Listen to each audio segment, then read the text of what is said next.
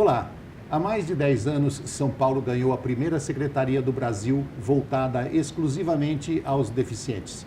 De lá para cá, foram muitas conquistas importantes, principalmente arquitetônicas, culturais e na educação.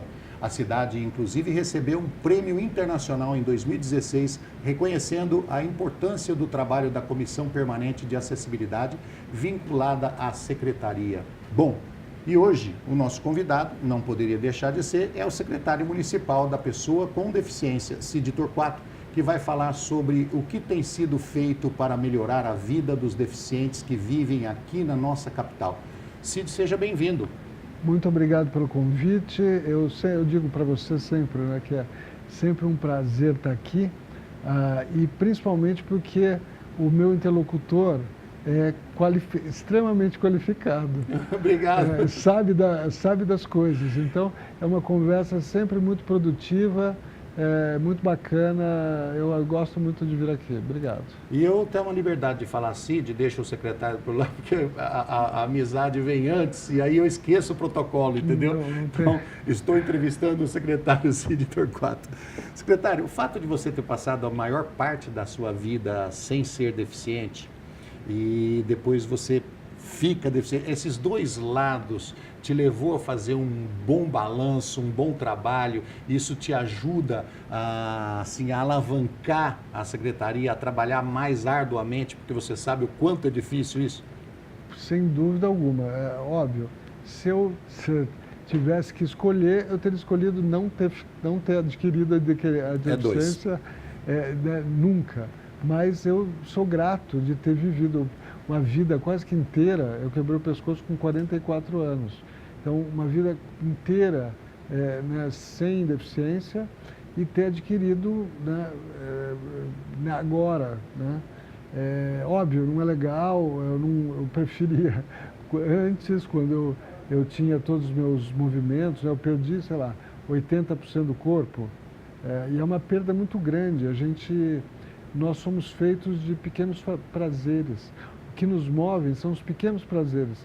Os grandes também, mas no dia a dia a gente tem mais pequenos prazeres. Sim. E são eles que nos movem, quer dizer, andar, correr, ir ao banheiro, sei lá, transar, todas essas coisas que fica muito mais difícil quando você tem uma deficiência tão catastrófica como a minha. Então, isso foi bom também para mim, porque tinha toda uma história profissional, toda uma bagagem e tudo mais, que eu consegui trazer e consigo usá-la hoje. Então, ela tem sido valorizada, essa minha experiência prévia tem sido valorizada. Por outro lado, eu também sinto que ter as duas experiências, ou seja, não ter tido deficiência e depois adquirir, eu consigo ver os dois lados da moeda. Tanto o lado das pessoas com deficiência, as necessidades que elas têm, e consigo entender também, apesar de não concordar muitas vezes, com a postura e as resistências que a gente encontra muitas vezes de pessoas sem deficiência, em não entender o que é a deficiência, e não ter esse repertório. Então, eu acho sim que tem sido algo, né, dentro com essa quantidade de limão que eu adquiri, eu tenho feito boas limonadas e tortas de limão a partir dessa situação adversa. Dá para fazer até laranjada. Com limão não, mas eu tenho me virado bem, eu acho, e um pouco disso em função dessa experiência, essa bagagem que eu já tinha antes. Eu acho que é importante a gente citar isso, Cid, já que você falou, poxa, a gente vive de pequenos detalhes, de pequenas alegrias, pequenas felicidades no dia a dia, que é importante frisar o lado nosso passado, que eu também fiquei deficiente com 41, praticamente a mesma idade que você, frisar para o lado de quem ficou, né, do Roberto anterior, do Cid anterior e daqueles que não têm deficiência hoje, que essas pequenas felicidades deveriam ser mais valorizadas para as pessoas que não têm deficiência. Assim. Quando eu assisti o filme Avatar, que aquele ser colocou o pé no chão e deu uma esfregada na areia assim, eu chorei. Falei assim, as pessoas não sabem a felicidade, o prazer que é colocar o pé na terra e dar uma esfregada no chão. Por sinal, eu digo que o personagem do Avatar só ficou no no mundo lá do outro mundo, porque ele deixou de ter a deficiência. Então, acho que é um fator muito importante ali, não foi só, óbvio, ele se interessou pela mocinha, mas ele também deixou de ter a deficiência. Que por mais que você lide bem com ela, que você aprenda, que você consiga, é como um pecado original, está sempre ali atrapalhando de alguma forma. Né? De vez em quando a gente faz um pouquinho de teatro também, né? A minha netinha chegou e falou assim, o vovô é tão feliz. De vez em quando eu dou risada sem querer. Não, eu acho que a gente tem que manter, inclusive para a saúde própria e principalmente das pessoas que estão em volta, tem que manter um astral elevado. Isso pode custar um pouco Isso irradia, né? Às vezes ele não é 100% sincero, né? Mas é importante a gente manter o pique e mostrar que, principalmente para quem está perto, que a vida continua, que você, para os filhos, que você continua querendo sair com eles e fazer programas, e que aquele impedimento que você tem, ele é um problema, é uma chatice muitas vezes, mas que você vai tentar superá-lo para não perder as coisas legais que a vida oferece. Okay. Não é isso? Secretário, a Secretaria da Pessoa com Deficiência Municipal, ela está indo já para quase 15 anos, não é isso? É isso. 15 anos. Foi 2006, né? 2005 entrou. Então tá, 14 anos, 15 anos, ano que vem. Quais são as conquistas maiores que essa secretaria teve, na sua opinião? Acho que a grande conquista é a própria secretaria, né, que isso irradiou para o Brasil inteiro, né, a criação da secretaria.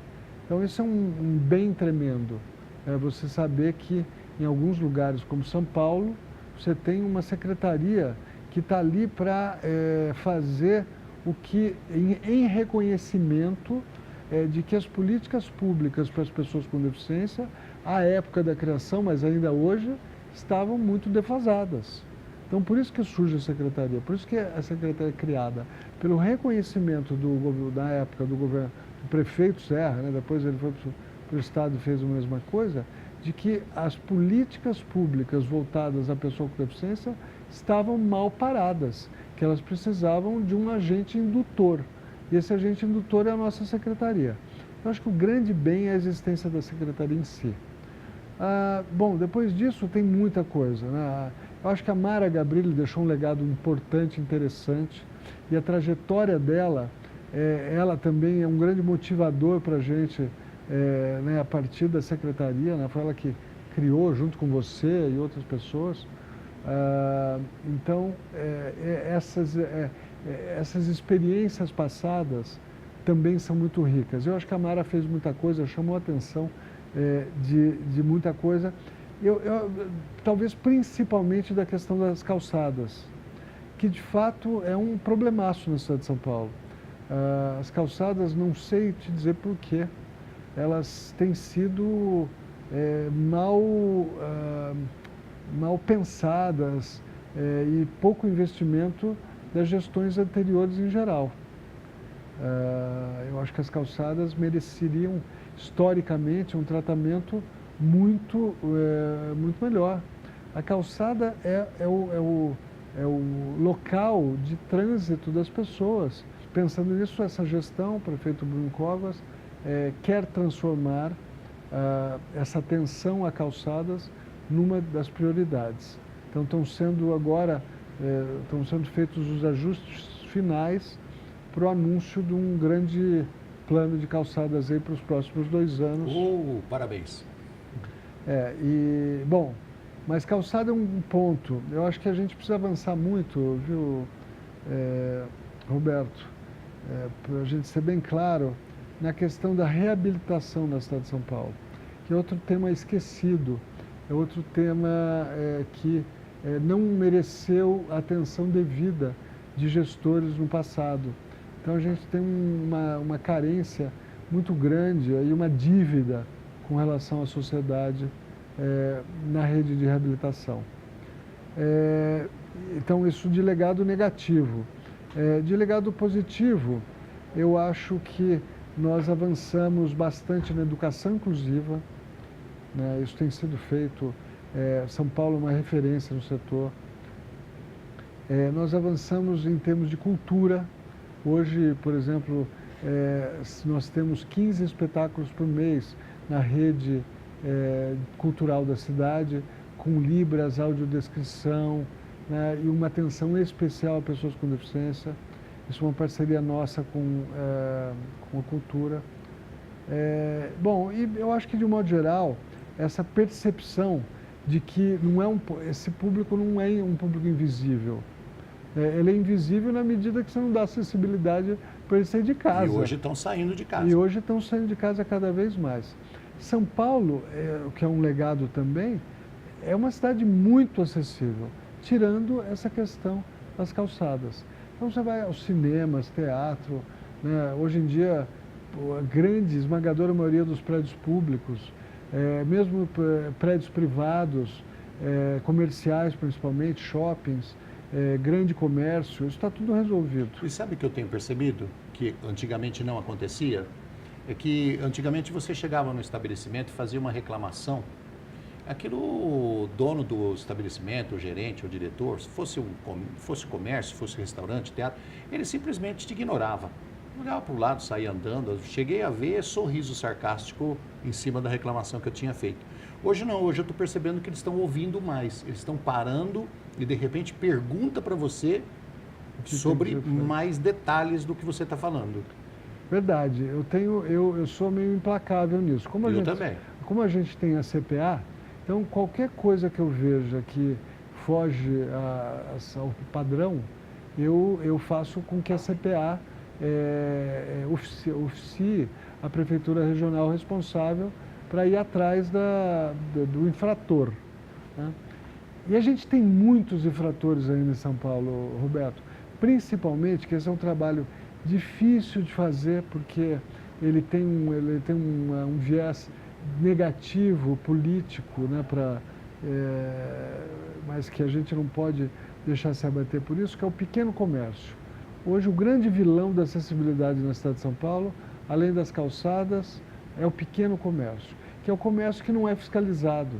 O grande comércio, né, as grandes lojas são fiscalizadas sempre, mas os pequenos não são, e eles apresentam um grande entrave para a acessibilidade da cidade como um todo. Obrigado, Cid. Nós vamos para um rápido intervalo e já voltamos.